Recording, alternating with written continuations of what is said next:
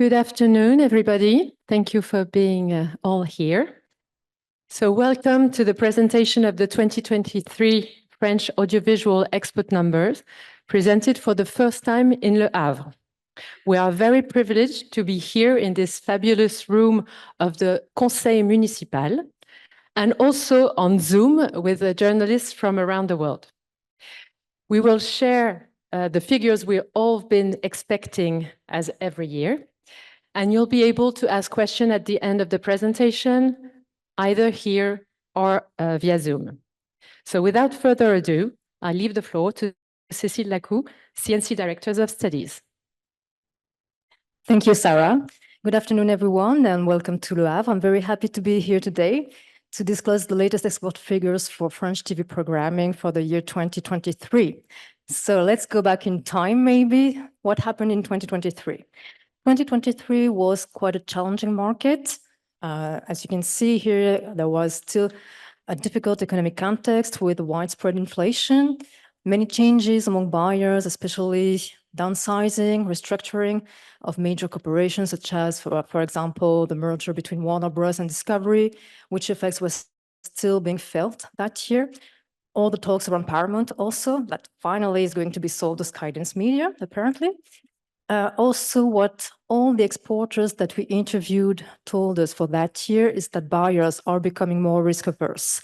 There is a rationalization of investments, especially from SVOD services, and they're more focused on profitability today. And there was overall a decline in commissioning globally, especially in North America.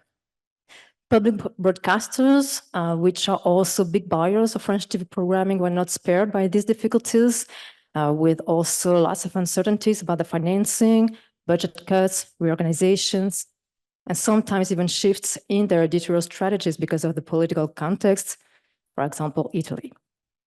So what happened in 2023 is that we had many deals closed that year that were actually the outcome of lengthy negotiations that took place, that began in 2022 more than ever, because negotiations take longer and longer, and buyers are more reluctant to commit upfront. They prefer to see at least one episode or rough cut. So we had those interviews with exporters, but of course you will see lots of data that come from two sources. So sales, and we'll talk mainly about sales, all data based on an annual survey that we conduct since Unifrance among exporters of French audiovisual programs, whether they are members or not of Unifrance.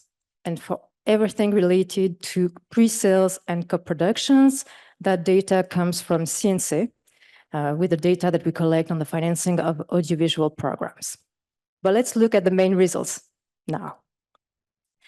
So despite 2023 being a tough year, we still had a dynamic export activity, as you can see here, and the sales outreached the 200 million euro mark for the third time, 203.4 million euros exactly. Of course, that's a slight decline of 5.3% compared to 2022, but 2022 was a record level, also with a catch-up effect after the COVID years. So it's a strong performance. And we'll see that that decline is partly due to the slowdown in worldwide rights. And we'll see that. I'll talk about it later. Another characteristic also of international sales is that it's a concentrated activity and it's becoming more and more concentrated. If you look at the right chart, I hope you can see it well, you see that the top 10 companies in 2023 accounted for 56% of total export revenues. It was 43% 10 years ago. And we can see that especially in fiction last year, almost 95% of all the revenues were coming from the top 10 companies. And it was an increase in concentration of 13.5 points in 10 years. So strong increase. Also in documentary, more and more concentrated. 73% of all revenues in documentaries coming from the top 10 companies. Still, in documentary, it's less concentrated, many more production companies, many more exporters also that are active in documentaries. Animation was already quite concentrated. It's becoming a little more concentrated with 83% of all export revenues for animation coming from the top 10 companies. If we look at pre-sales, You can see here, if we look at pre-financing, including pre-sales and co-production investments, that's perfectly stable year on year, 106 million euros. But we have two different trends. On the one hand, an increase in international co-production investments by 35%, roughly. And at the same time, a decline in international pre-sales by 35.6% also. Here, there is a small methodological point you need to bear in mind, is that in 2023, there was a shift in the way we consider streamers' investments. In 2023, our audiovisual support fund was opened to all the programs commissioned by foreign streamers, meaning they can benefit from that support. And in that case, their investments will now be considered as French financing, to put it simply. So part of the investments of streamers that were considered as international pre-sales before only are now considered as French financing and are no longer taken into account in the figures you can see here. So that, of course, accentuated the decline in international pre-sales, but still there was a decline for real in international pre-sales in 2023. So in total, if we add sales, pre-sales and co-production investments, we have a total of 309 million euros, slightly decreasing compared to 2022 by 3.3%. And to really have the big picture of all the foreign money flowing to France and the French TV industry, we also like to have a look at all the investments in France for international projects that are filmed or that are produced partly in France and that are beneficiaries of the TRIP, the tax rebate for international productions. So that's the figures you can see in orange. We had 131 million euros in France for international TV projects flowing to the industry. And you see that it has soared to 527 million euros in 2023. So that proves, of course, the continued success of the TRIP, but also the attractivity of the French territory and the French TV industry on our talent pool. Overall, adding everything, so sales, pre-financing, investments into French TV productions from abroad, but also investments from abroad for foreign productions filmed in France, we reach a total of 836 million euros. So that's the highest level ever recorded. But let's focus more into sales, and I will let Sarah tell you more into details about sales, which is our main topic today. Thank you, Cécile. So, as you probably remember, 2022 was the first year French drama had become the best-selling genre internationally, ahead of animation since 1999. The first year was statistically ranked by genre. In 2023, French drama holds its privileged position for the second year in a row, with its second best level of sales at 74.5 million, well above the 10-year average of 54.9 million. After recovering from the COVID crisis and setting a record last year, documentary sales remained stable at a high 47.2 million, down by a little 3%. And after 5 record years between 2016 and 2020, animation sales continued to slow and are down to 51.2 million, falling by 11.2% to their lowest level since 2015. This genre has been hit more particularly by the general decline in orders for program worldwide and the rationalization of VOD investment, and we'll come back to that in a moment. So French drama now represents a strong third of our expectation with a market share of 36.6%, superior to the decade's average of 29.2%. The documentary market share is 23.2% of total sales, which is our most stable genre in the exploitation of French programs. Animation market share stands at 25.2%, down 1.7 points from 2022. Again, its lowest share historically speaking.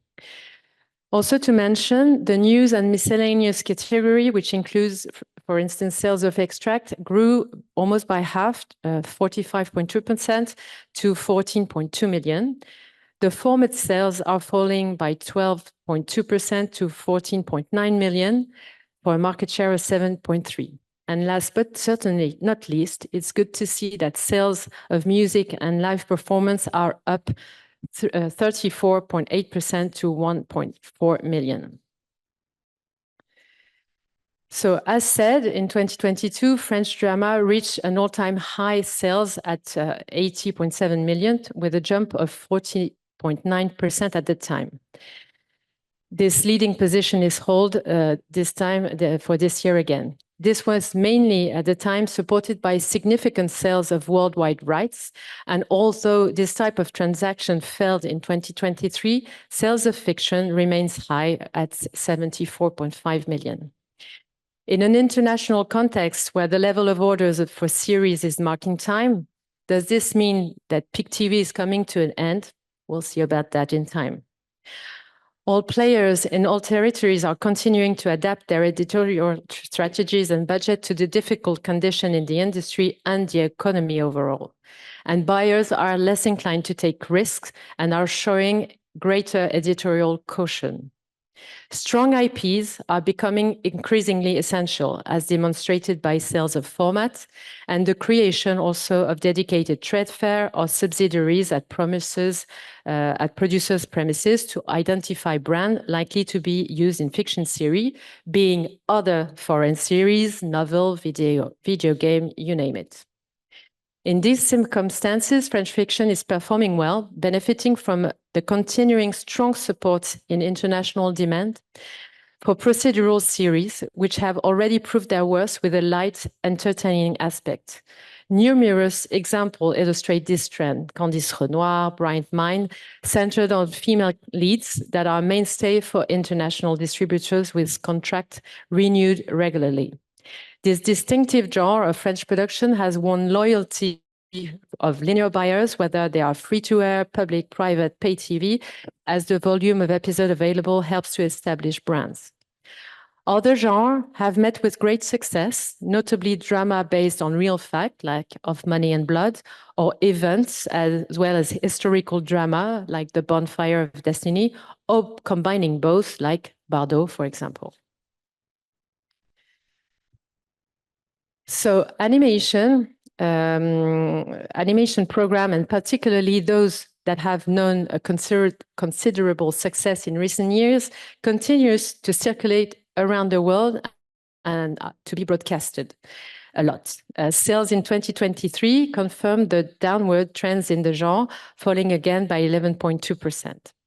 As mentioned before, animation is particularly suffering from the contraction of North American market, down by 69.7%, and from the rationalization of VOD investment, reflected as in the decline of worldwide rights for the third year running.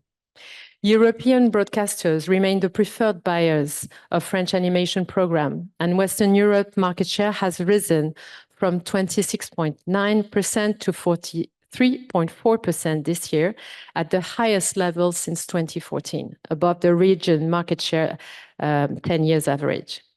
Asia-Pacific region takes second place. It was third last year, behind North America, with a market share of 12.8%. It is the strong and diversified IPs that have enabled French production to circulate in many territories. You can see example here, but we can quote Zig and Charcot, Gigantosaurus, Molang. And more specifically, the range of French animation program in the preschool genre is particularly well aligned with demand from linear broadcasters, especially public and European ones, who remain our privileged partners for this type of programs.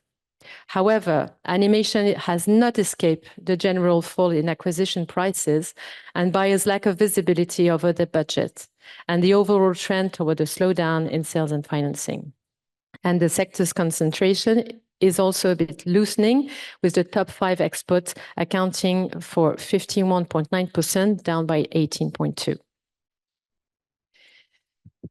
Talking about documentary now. So after a year of recovery after the health crisis in 2022, French documentary continued to export well this year, with an international sales of 47.2 million, close to the record set last year.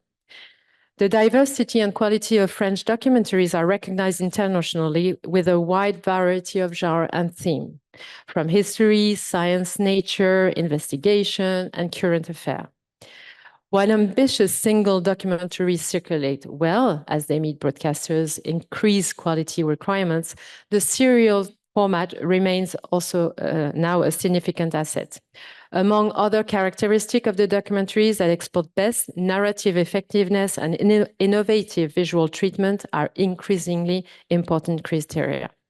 Hybrid documentaries, such as those combining science and history, as well as programs that resonate with current events, are very popular.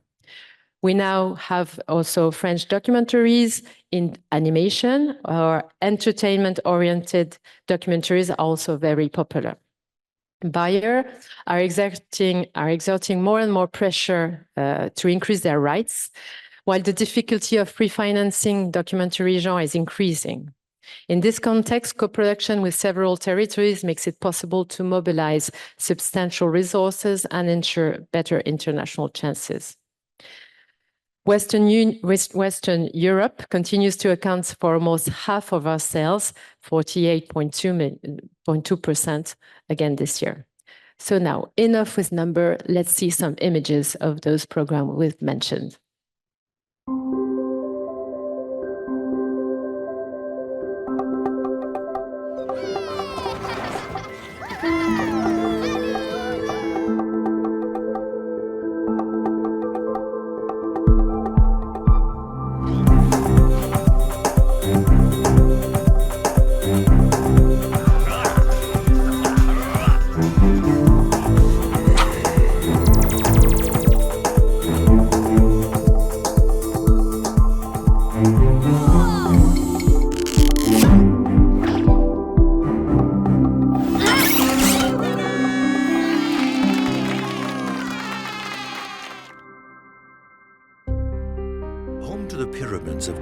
Havre and Menkaure, the Giza Plateau is often perceived as the cradle of Egypt's age of pyramids. On the other side of the world, thanks to this metal needed for batteries, the industry builds, assembles, and markets electric cars. We are one.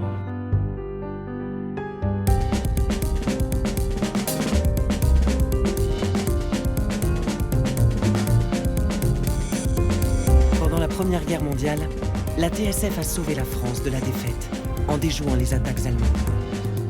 In a faraway land on the edge of the Amazon basin, the launch of Ariane 5, the latest European space rocket, is being prepared. Hitler has sent a delegation to Moscow. The scene seems surreal.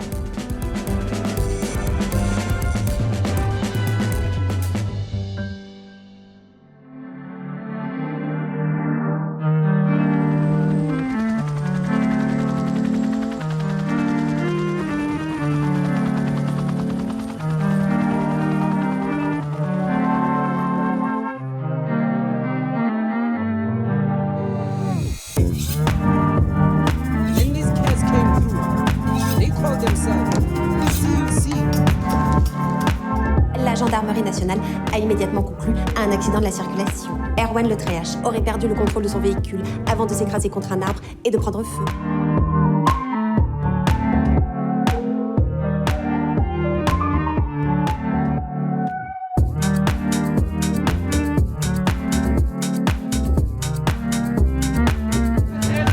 C'est bébé. Quoi? C'est Brigitte Bardot. C'est Brigitte Bardot, ça.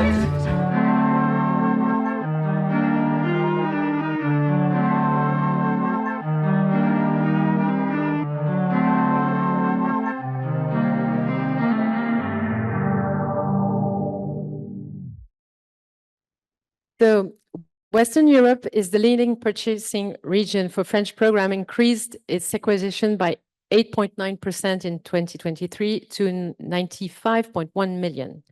Alongside Western Europe, Central and Eastern Europe sees an increase in sales up to 28.9% to 13.1 million, the highest level since 2017.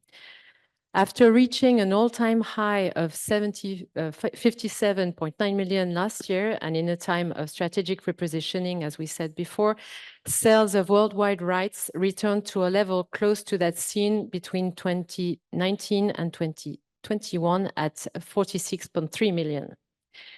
Sales fell most sharply in North America after an excellent year last year.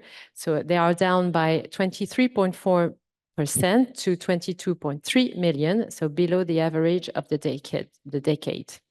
Sales in the Asian Pacific also fell to 14 million.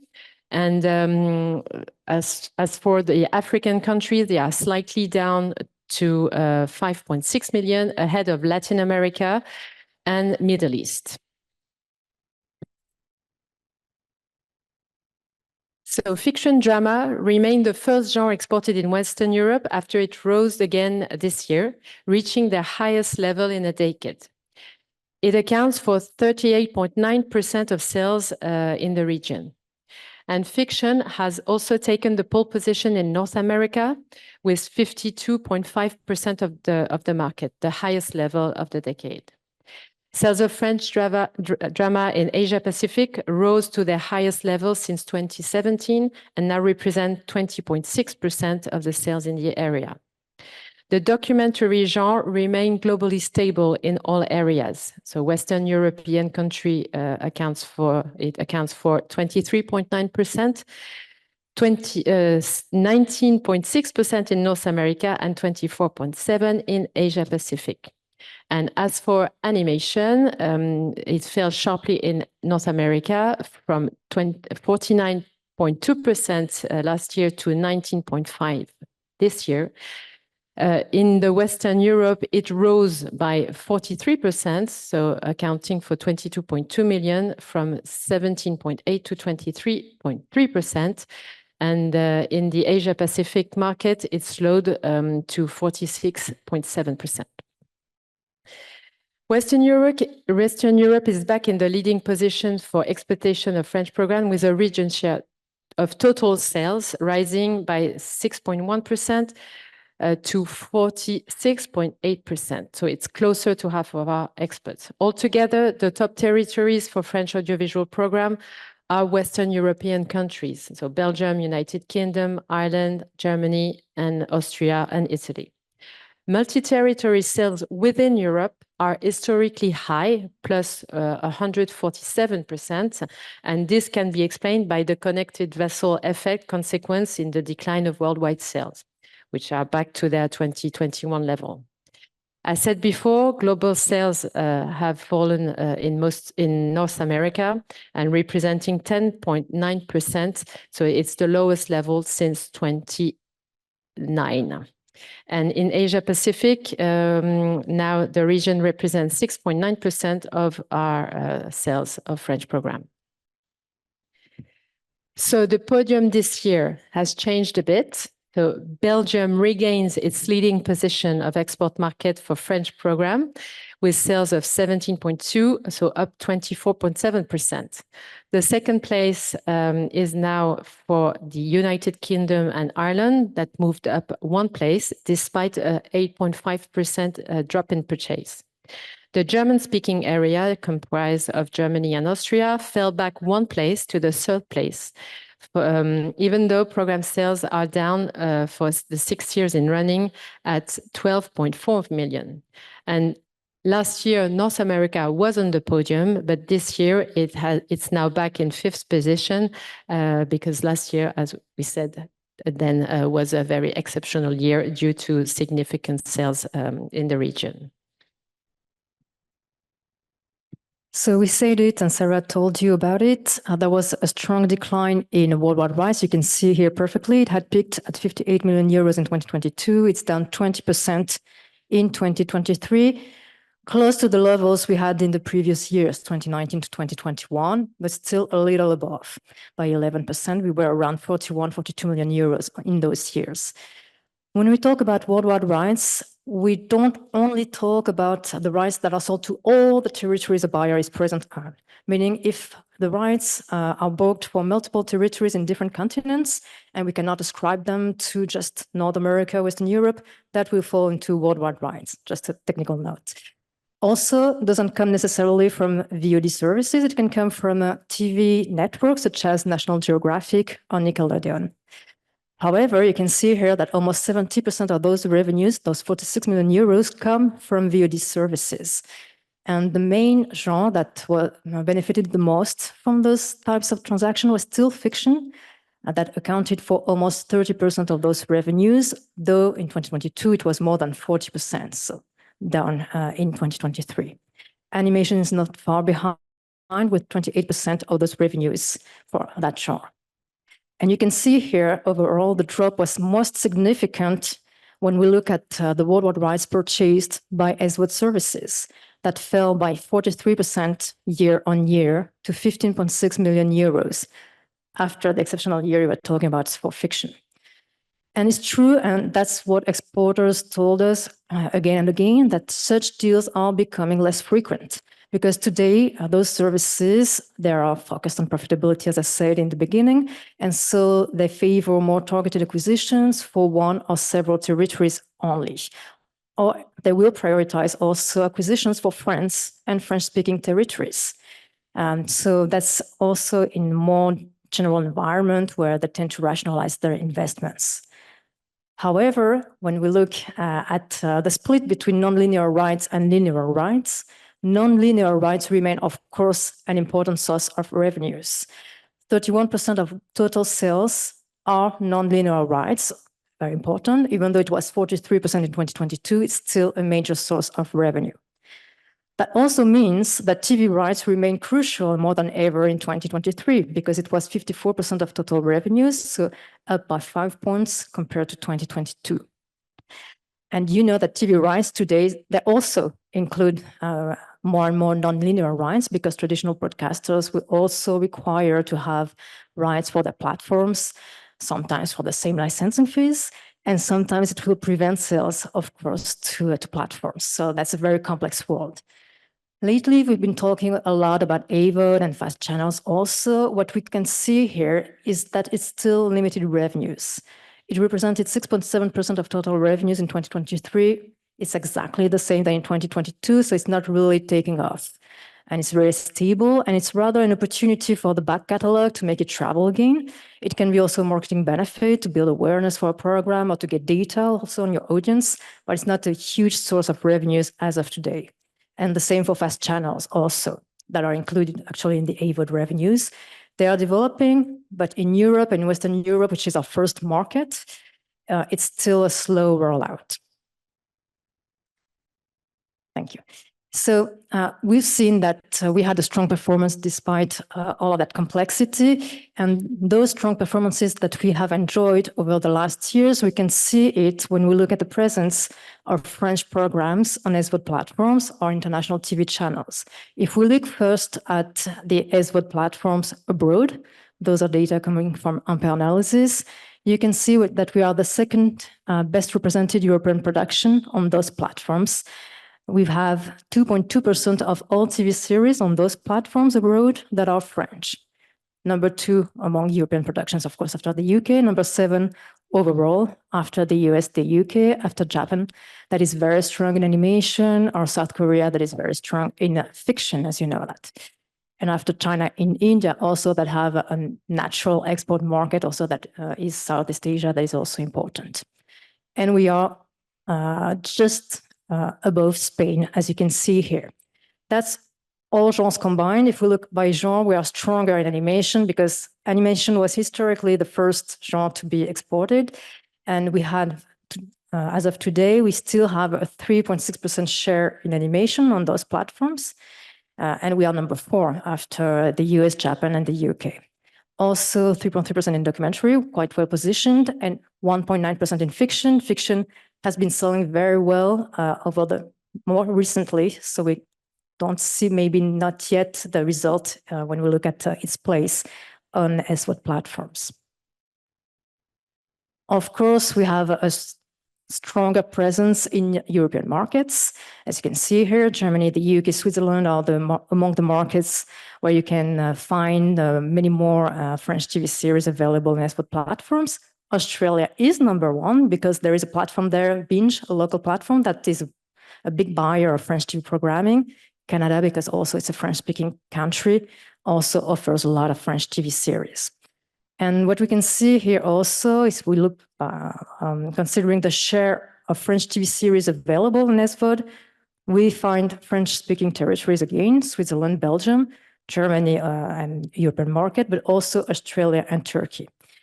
And we see that local services are key partners. We have a high share of French TV series on platforms such as Magenta TV or RTL Plus in Germany, A3 Player in Spain, Binge, I talked about it in Australia, Shahid in the Middle East, also on some thematic services such as Curiosity Stream that is dedicated to documentaries, though it has been facing also financial difficulties lately. And what is interesting, before moving to the next slide, is just that there is no exclusivity actually in many markets. A program can be sold to different platforms, and we can see it in animation, for example, PJ Masks that is sold, and you can find it in Netflix, Disney Plus, for example, in Germany. Same for TV channels abroad. If we look at the programming on TV channels abroad, those are data from MediaLogic. We are, again, the second best represented European production in TV programming abroad. You can see here that 9% of all TV hours in Italy are French programming, 6.4% in Spain, 6.3% in Poland. Again, animation has a stronger visibility. We've got a share in the programming from 10% in the UK up to 29% in Italy. And French documentary series and French fiction are less represented, but still, we've got around 4 to 6% of all documentary hours that are French documentaries on TV channels abroad. And French fiction stands out mostly in Southern and Eastern Europe, with a market share of over 3% in Spain, Italy, Poland, and Czech Republic. So lots of figures. What do you need to take away? What you need to take away is that first, that was a tough year in 2023, and still we had a very strong performance. For the third time since we started the statistics, we are over the 200 million euro mark. Second, that strong performance relies on the continuing success of fiction and documentary that enjoyed their second best year in 2023.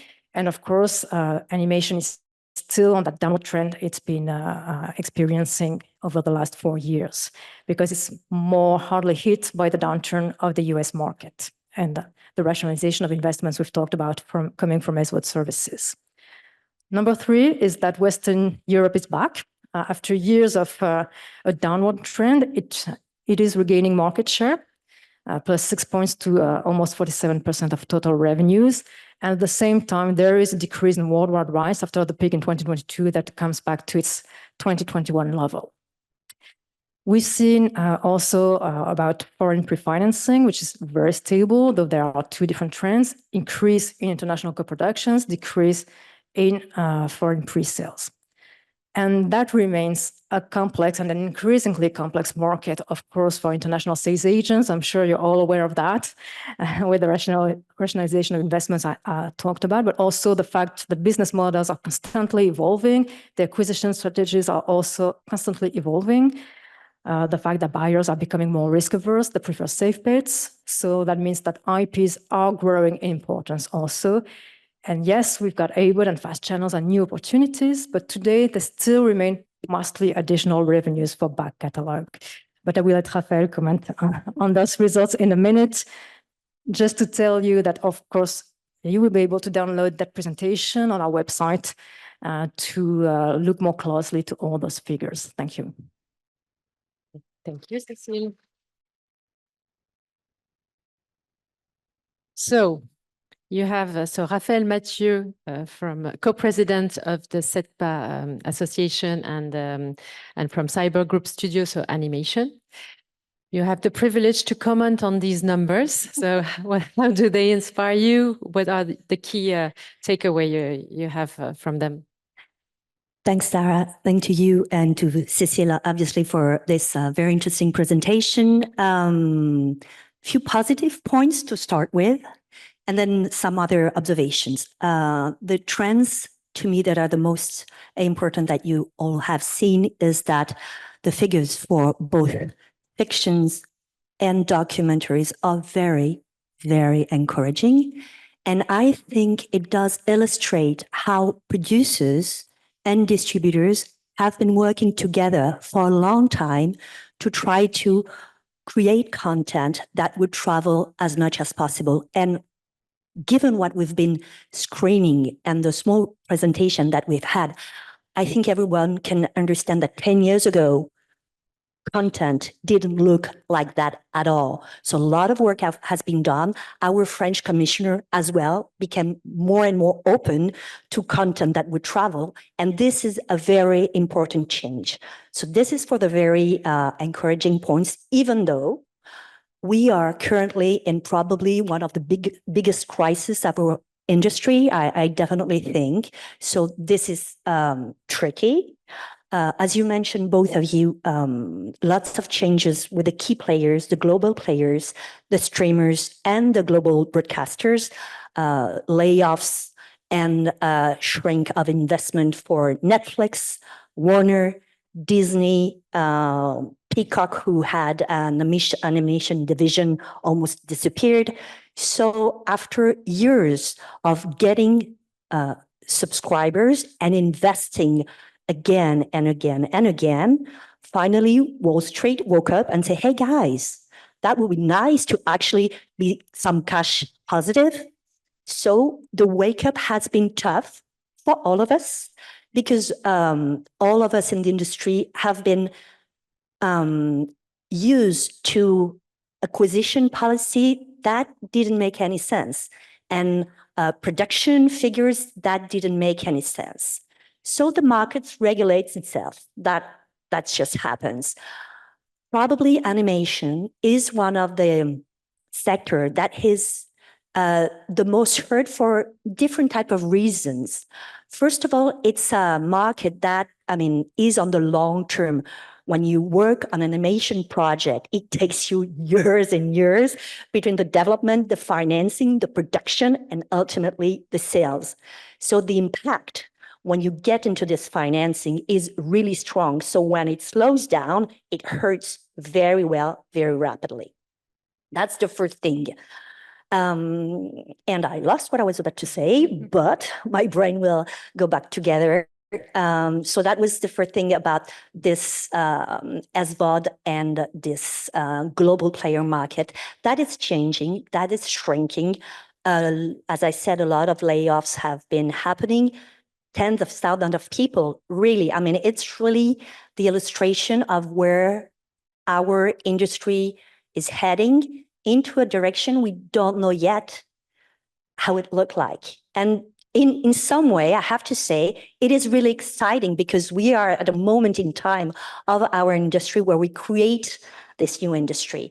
For broadcasters, traditional broadcasters as well, things have been very difficult post-COVID and now on. So obviously, pay TV, not private broadcasters, sorry, have less and less advertising income. So they need to think differently.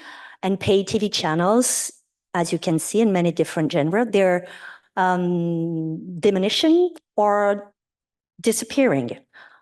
On the one hand, as well, AVOD, FVOD, and now FAST are emerging or changing the market, all being sources of income growing for fiction and for documentary. But so far for animation, it's really not substantial at all, mainly because there was a law that was passed in the US called the COPA law, and the drop of the income was minus 70%, which definitely killed a new opening. So a new source of financing that could have arisen is dead. That being said, again, we come back to a world where each production and each sales is a new adventure. There's no more model. All the salespeople here have to be more and more creative.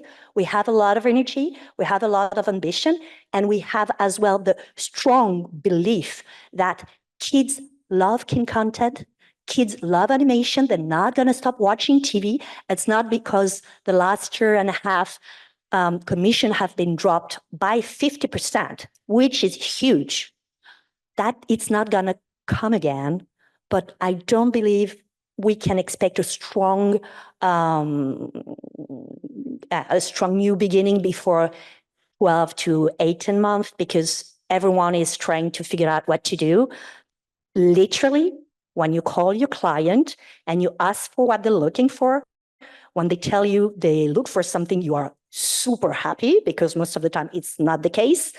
And what happens as well is like from 1 month to 3 months after to the next market, it can completely change. We need to be adaptable. We need to adjust. And again, animation is an industry that goes on the long term. So for us, it's extremely, extremely tricky. But days better will come, I'm sure.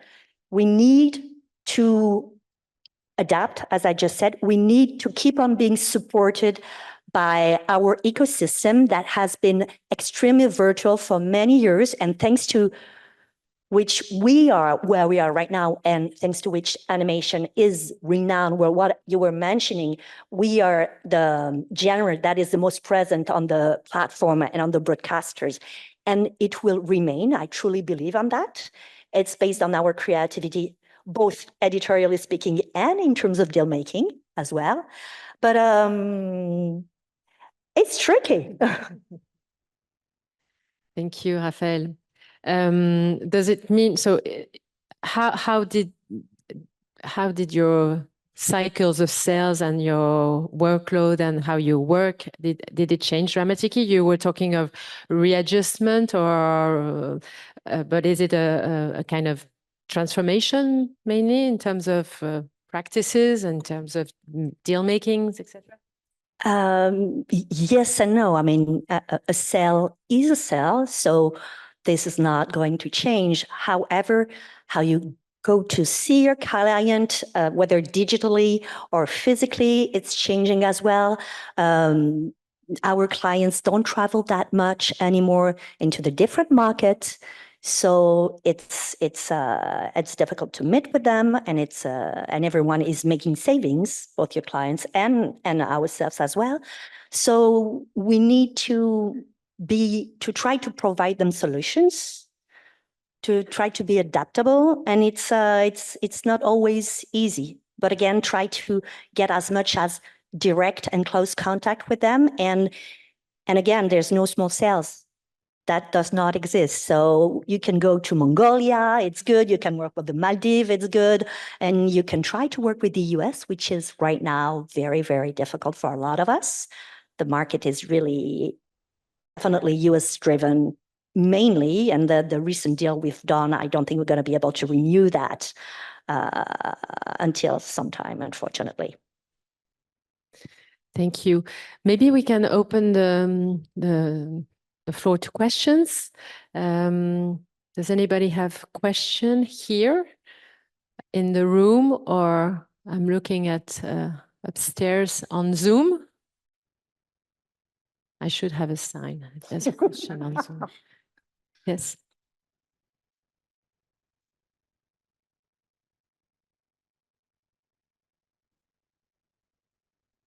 Hello, thank you for that. There's so much to unpack. Is it possible to drill down a little bit in terms of what I kept hearing again were that the numbers were particularly challenging in terms of sales to the US? Can you speak broadly about how that market looked in terms of French TV exports last year, and maybe share a bit more detail? So there'll be a lot of detail in the extended presentation that be available after this conference. Maybe you can elaborate on that.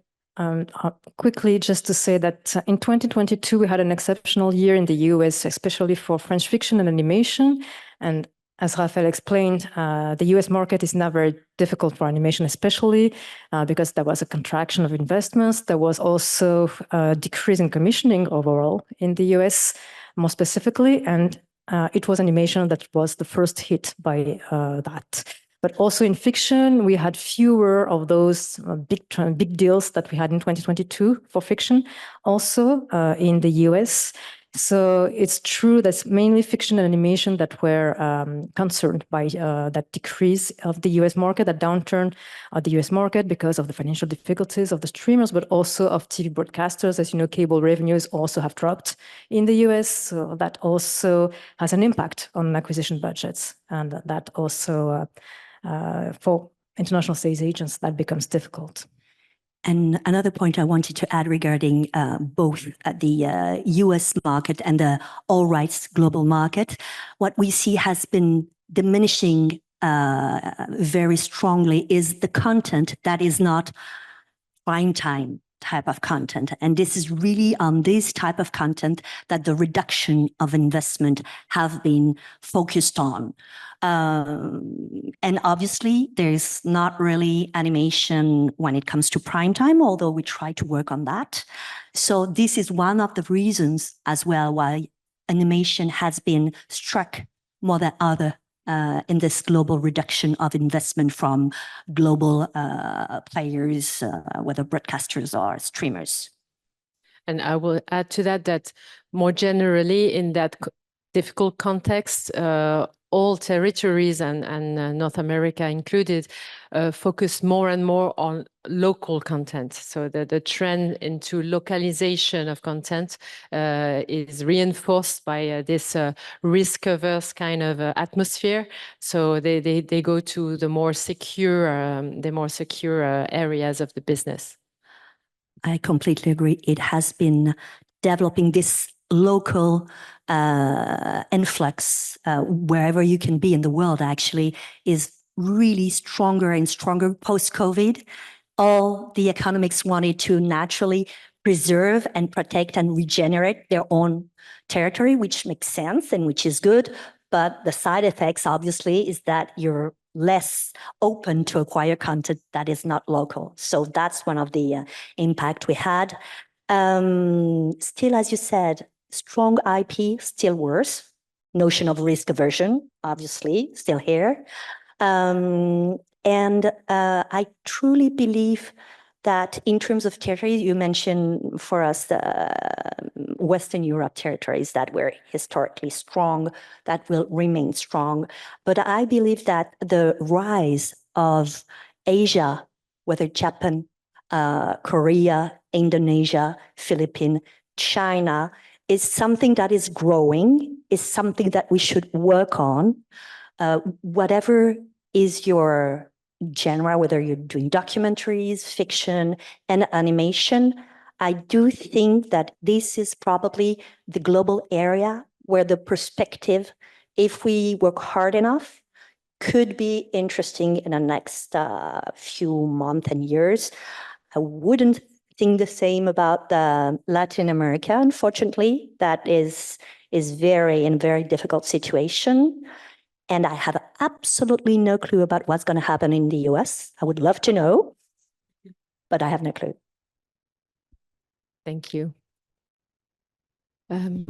So there's one there and one in the middle.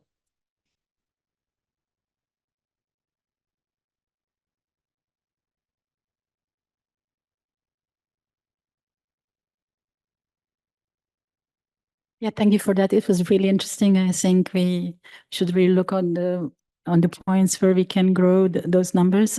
This is Wildbunch, Diana Barta, and I have a question from the acquisition and the producer, French fiction producer vantage point. How much would you value the cast as a driver still? So the old model was big ticket items with big production value and cast, which were traveling very well in the world. Is that still a driving factor when it comes to fiction? That would be my first question. Like in terms of acquisition decision making, shall we still look at that or more on the quality of the scripts, and the storytelling and the character-driven shows? For instance, I think of an example like Carole Bouquet, all those, names which could be internationally recognized talent.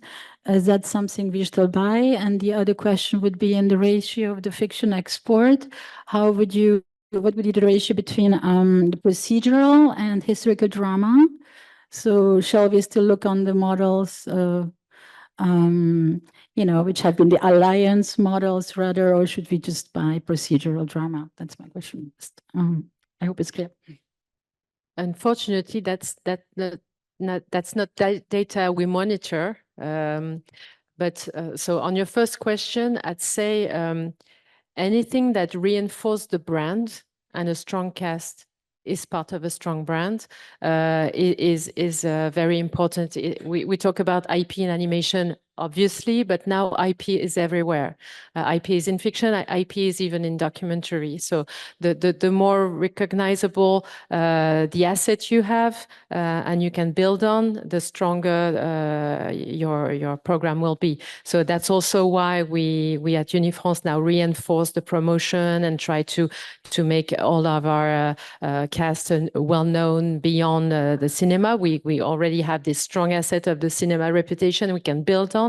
And so we see that everything that can reinforce and cast will not replace the scenario, but the scenario will not replace the cast either. So it has to work hand in hand. And I don't think we have a ratio in terms of type of program in fiction. No, we don't. But in the examples of success abroad, we still have procedural series that are still faring very well abroad. It's a strong asset of French productions, also historical drama, as you said. So we've got examples, but we don't have figure or data to really data on that. But I believe very strongly that a key asset for French program is the diversification of every program we have. So we can answer every broadcaster, we can target every audiences, and that's really one of our strengths. We are quite unique in that regards. So I think there was a question over here.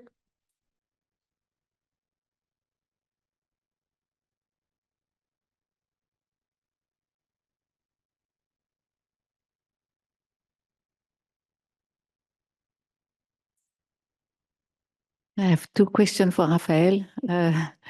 One is about because we've read that, for example, Miam Animation has announced going to adult animation, and I was wondering if it was also a possibility for you to go towards an adult, because it's we know it's a trend as animated documentary.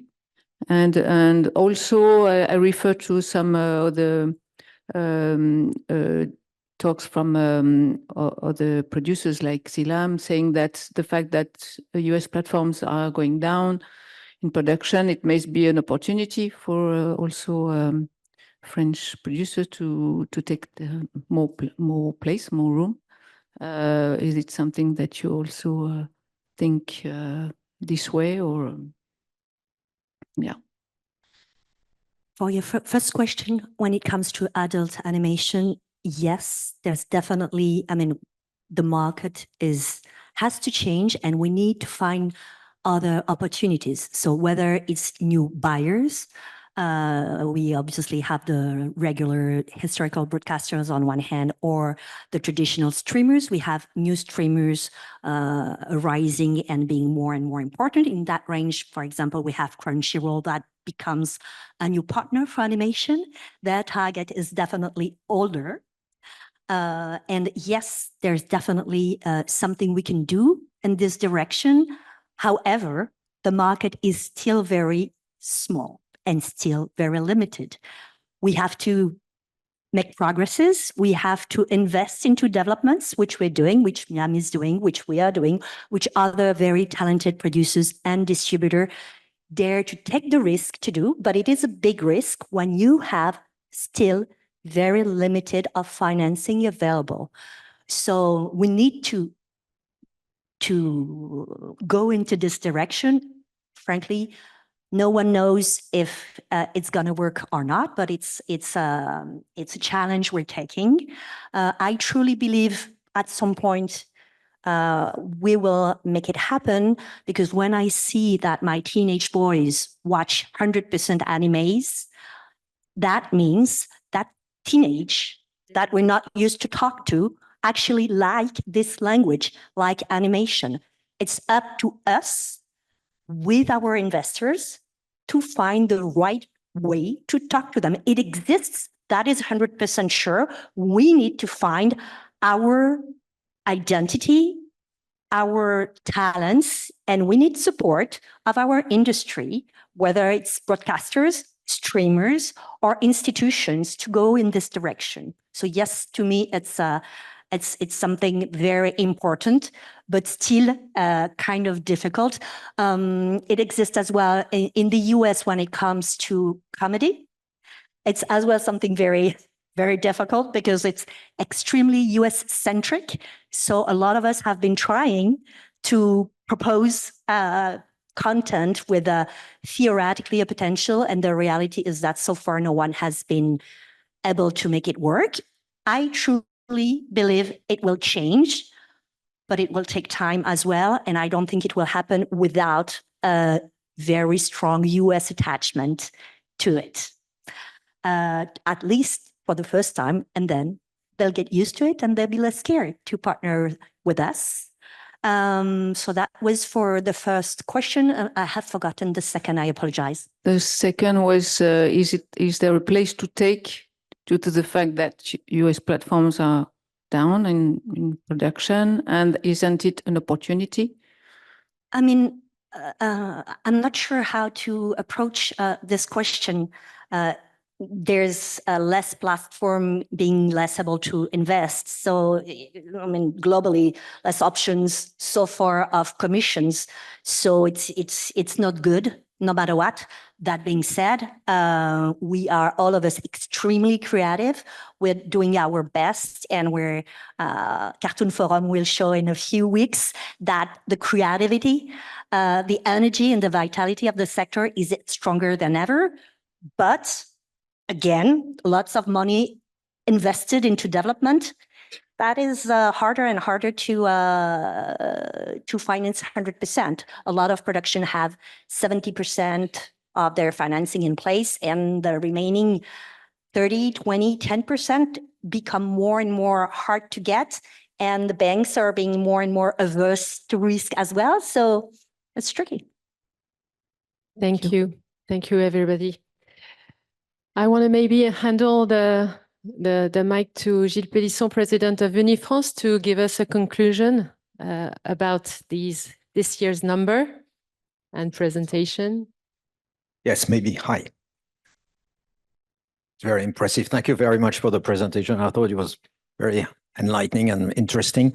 A few takeaways as far as I'm concerned, which I wanted to share. First of all, a few figures that I will keep in mind. It's the 200 million mark for the total sales in, as you mentioned, for all genres in a very challenging environment, as Cécile mentioned. I think we all should keep in mind that, this figure is significant and represents very well how complicated it is to fight in such a highly concentrated market.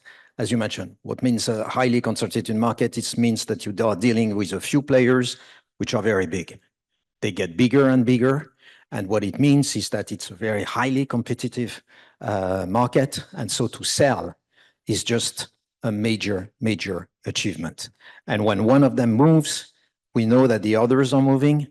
And therefore, for all the sellers, it is very, very complicated. So, it's, first of all, that's what I want to remember, that this is, quite a performance. The second one is really the level of investment in France, the global, the financial flow, what you showed, with the 840 millions and the 527 due to the international tax credit, which means that more than ever, France is making a very high performance in terms of investment in France.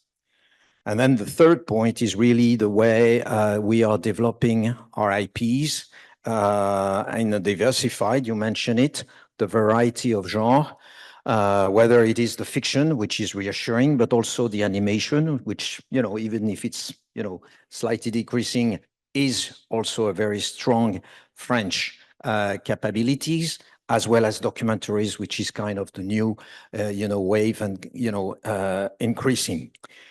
So and then the presence on the international platforms, as you mentioned, which I think, demonstrate how attractive those contents are to the rest of the world and the entire world. And I think, to me, this is what is the most significant when I'm thinking about French content. So if we, and, with Daniela and the whole team at Unifrance, we are in the business of promoting French content abroad, why are we kind of optimistic? Well, first of all, there is the fact that, not only we have strong production capabilities in France, but we are going to increase French production capacities with the France 2030 plan, which I think, is something which is going to help us also attracting more and more investment capabilities in France. 2, we have a very strong tax incentive system. 3, the capacity to address the entire world. And 4, of course, the strengths of the talents and the IP. And if you're not convinced about those 4 reasons, think about the Olympics. I have a lot of friends, and some of you who know me know that I'm coming from the tourism industry. The tourism industry is saying that having, welcomed the Olympics in France is going to be beneficial for the entire country for the next 3 to 5 years. I believe that, if there is one hot country for the rest of the next 3 or 5 years, France is going to be the country, because we can capitalize on that. And if you're not even convinced by this argument, then you think about Emily in Paris. And if you're not convinced about that, think about the success of Under Paris, with under 100 million views, if I understand, on Netflix. So all these, things means that, we believe that, based on the performance of 23, and once again, this is 23, looking forward, we have a lot of capacities and attractive tools to, set front and really, be a successful story. So hopefully we will see you next year in Le Havre, because you are going to love Le Havre. And then I'm sure that we will be sharing some really great figures for 24. Thank you. Thank you. Thank you, and see you next year. Thank you.